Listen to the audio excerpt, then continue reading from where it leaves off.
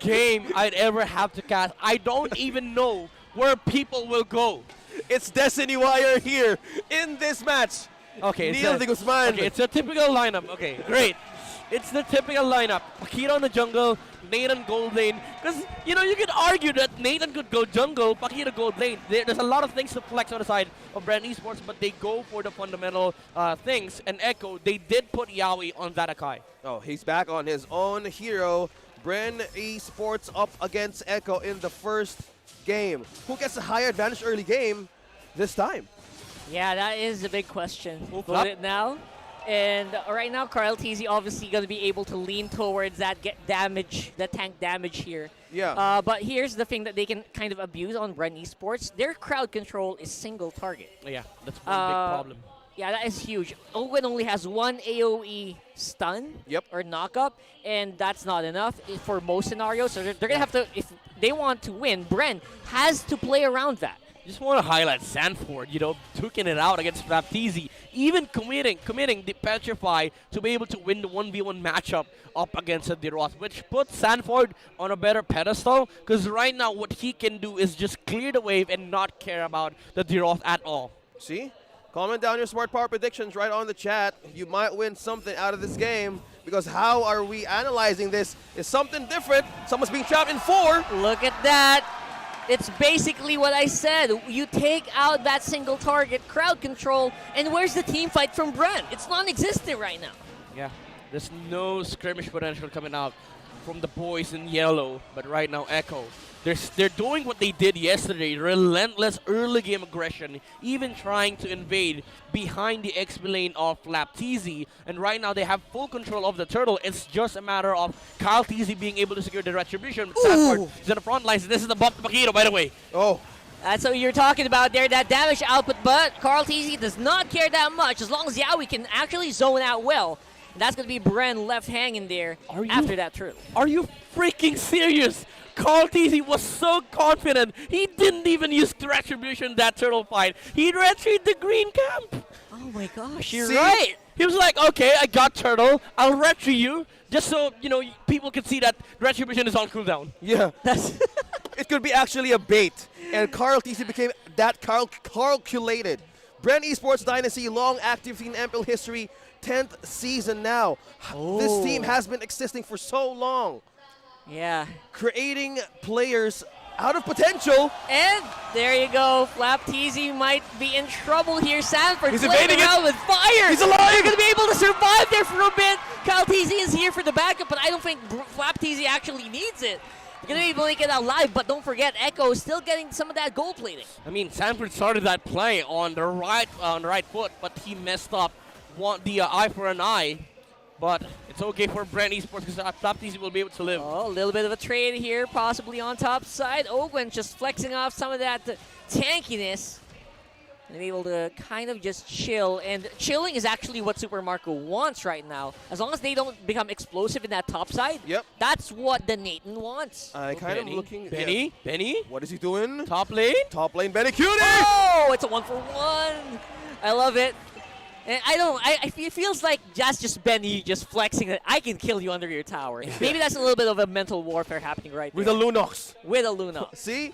So the difference right now of Echo is totally changing from one match to another. Yaoi being trapped.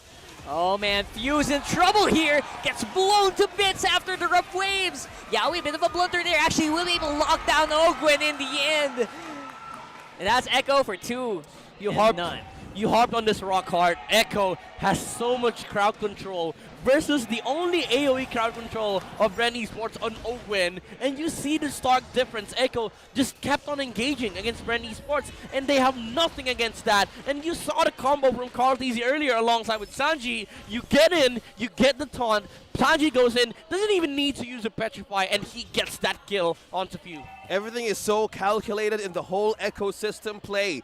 Bren Esports lacking out the crowd control. Could they be relying on Ogwen most of the moment, but they have more damage that we can either imagine into mid to late game. But top tower is the action part. Echo is trying to go in for a play. They're able to take out Super Marco in the end, and one guy down is all they need.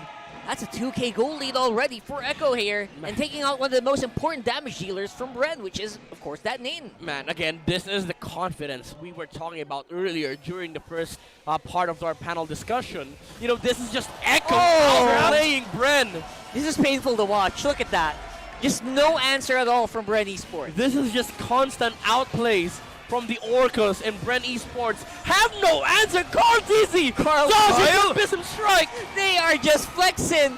They are balling right now. Look at that. Sanji is the follow-up here. Blew up Kyle TZ to smithereens. Burst damage to magic damage. How do you exchange trades? 1-0, and Echo just keeps on going, and there goes the gold. 3K advancing. My goodness. These movements coming out from Echo is just fantastic. And Bren Esports, they try their best to address the pressure being dealt by Echo. But again, the mechanics alone is a huge, huge problem. You also have to worry about the burst damage coming out from either Sanji or Carl TZ whenever it has full stacks on the crystallized energy. Yeah, I love that we're dwelling out here on most Echo's plan on CC setups. Team fights, the Orcas can get really strong. But Bren Esports right now, they can rely on pickoff, they can rely on peel. What's the open window for them to properly strike? Because as of now, they still don't have that objectives onto their hands, specifically this turtle. Yeah, honestly, always I'm not seeing it right now because the easiest kill they can probably get is with the Lunox. Everyone else is just so slippery, man. Yeah, the answer is, the question is, when will they strike? Because the longer this as it gets, Echo just keeps on getting these objectives for themselves for free. Yeah, this is the third easy turtle Carl TZ has in this game. Yeah. No contest. I mean, you ask, okay, there you go. There it Carl is. TZ, it has to be the Paquito, and it has to be on the gold lane. But there's already an answer back from My God. Echo. Again, just constant pressure from this team. And Bren Esports, you pray to God that Kyle TZ gets pumped up with his timing on the Paquito. But right now, Echo! Marco, Super Sanford, Marco! he's playing around with fire here. He's going to be able to trade off his life at least. It's a 1-for-1 on that bottom side, but that was a lot. Went a little deep there for Way Sanford. too deep. But he gets Super Marco gets one. That was a trade of 1-1. But the items right now is completely showing that Echo is quite building the damage, the control, and also defensive items against Bren Esports. Possible mid-game mayhem. Yeah. But the thing is, even though you're scaling up with Bren Esports, although this is the biggest power spike they will get with the Paquito in the mid-game, you will get stronger. But on the other hand, you also have Benny Cutie ramping up on the Lunox, which would net kills for Echo whenever they decide to go for a potential clash. Whoa, they're wrapping around. Echo is not done. They're going at it right away, even under the turret. Yaoi just pushing off Flap TZ all the way to his home.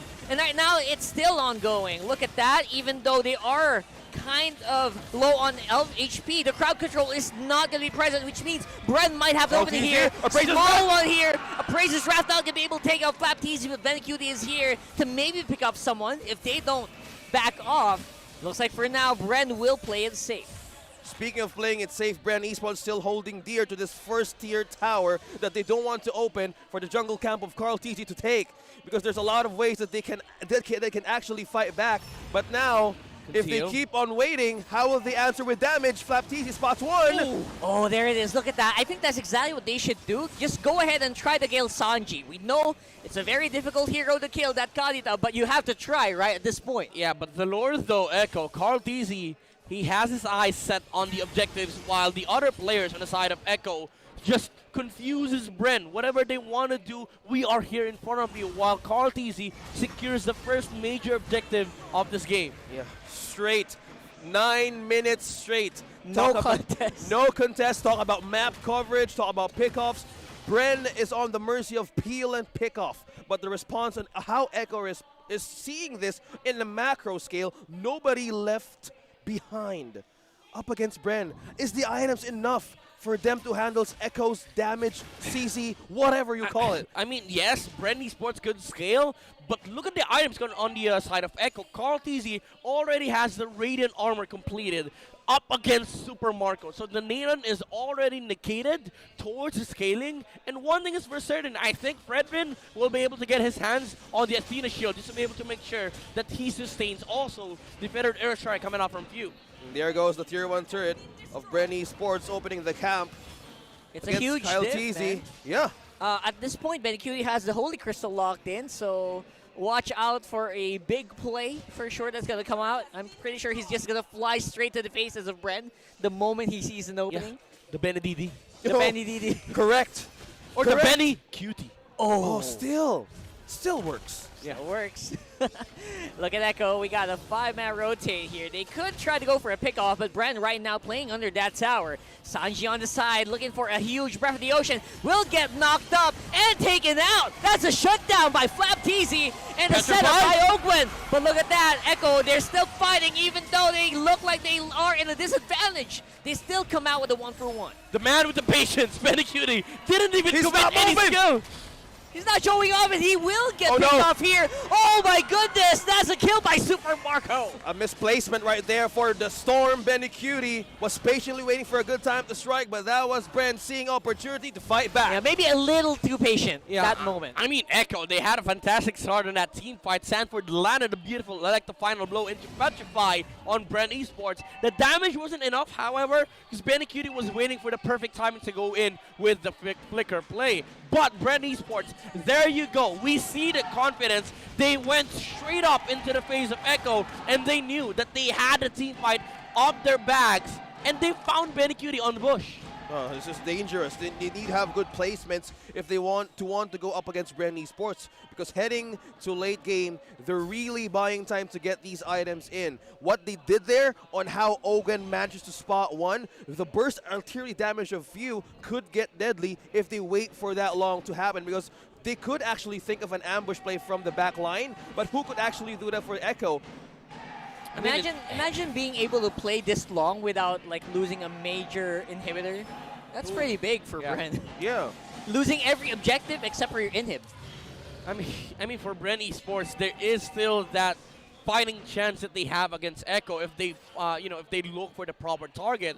But one thing is for certain, Benny Cutie on that Lunox will be a major threat on the backline axis here. We're talking about 06. Yeah, speaking of access, nobody's getting near this Lord. Carl Teasy is covering this by himself. And while that's happening, Xiaowi waiting on the bush. But Flap Teasy and Sanford being trapped in two.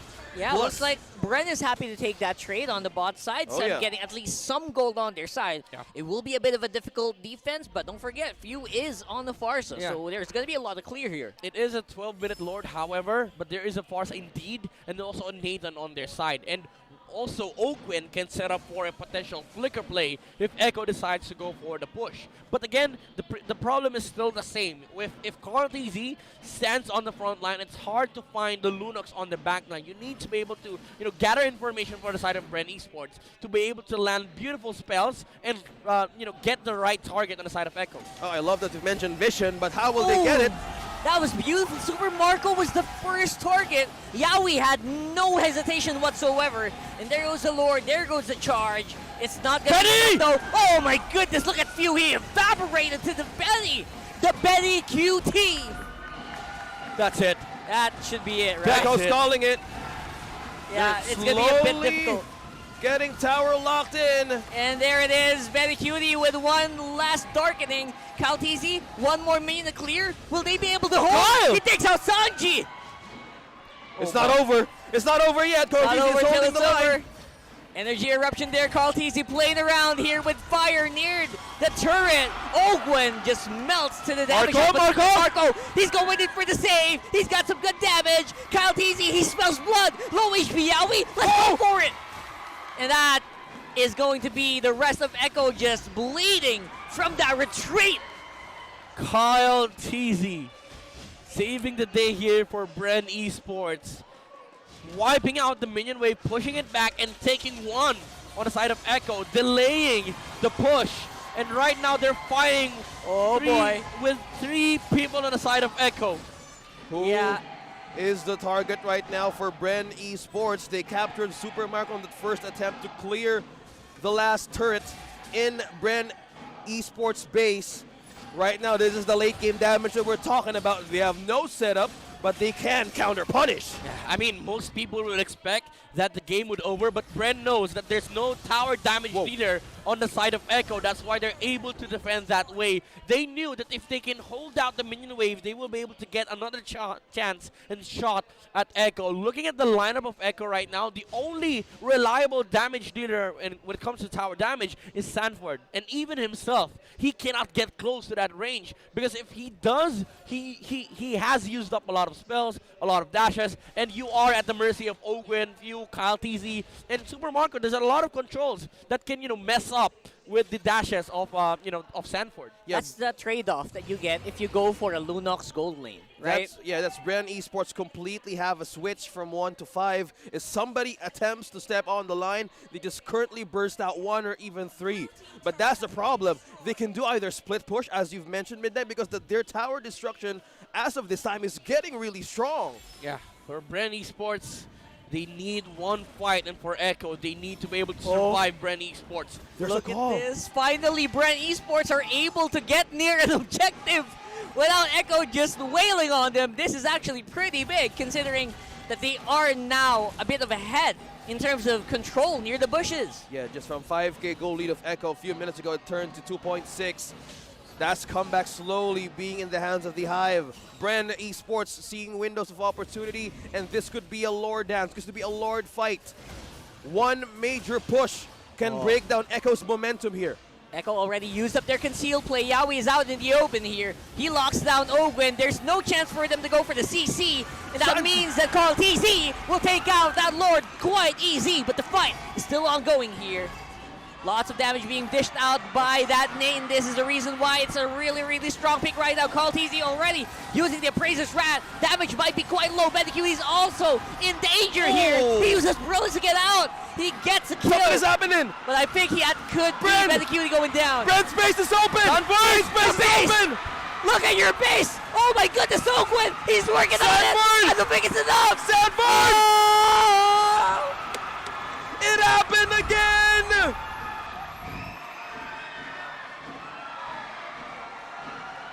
No! Ladies and gentlemen! No! They're back in the Philippines and it happened again!